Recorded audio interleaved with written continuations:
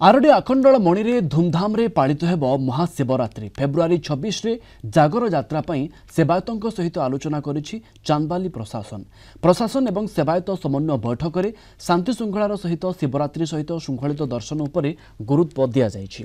RD मंदिर अतिथि भवन ठारे अनुष्ठित समन्वय बैठक में भक्तों सुविधा पई की व्यवस्था करा जाई परिबो सेनी सेवायतों सहित आलोचना होइतिला। आरडी रे लक्षाधिक भक्तों समागम संभावना अछि। भक्त माने किपरि शांति श्रृंखलार सहित आखंडल मणि को दर्शन करें से बारिकेड व्यवस्था सहित पीठ समेत पीठ को संजोग करुवा रास्तार आलोक व्यवस्था परिमल व्यवस्था सहित पीवा पानी व्यवस्था उपरे जोर दिया जायतिला।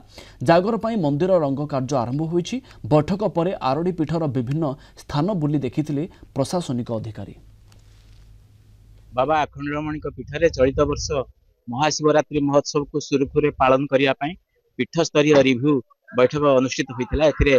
भक्त मान उद्देश्य सबु प्रकार सुविधा करने सब प्रकार सुजोग प्रदान करने से किपरि भलरे आसबे पीठरे भलरे बाबा को दर्शन करेंगे पूजा देवे और भलरे फेरबे पुंखानुपुंख भाव में आलोचना अधिकारी मान निर्देश दि जाए जो समय अच्छी शिवरात्रि मध्य से कार्य को त्वरान्वित करेंगे और संपूर्ण करेंगे। जागर पूर्व कार्यक्रम जो आमर जिलापाल ऑफिस रे आलोचना है जो प्रस्ताव गुड़िक नि आज आसिकी समाने देखुंट शिवरात्रि जना पड़ो किंतु वर्तमान जो निर्माणाधीन कार्य मत लगुन जागर पूर्व सरला व्यवस्था पार्किंग कोठी हम रूट केमती रोटी कोठी यात्री माने रेस्ट कोठी ने महोत्सव कोठी हम तापरे भक्त माने जो जीवे बैरिकेडिंग स्ट्रक्चर रहिबो पिया पानी व्यवस्था टॉयलेट व्यवस्था एवं आपणकर कोठी दीप स्टैंड रहिबो सब जिन दर्शन किपरि पाई परिबे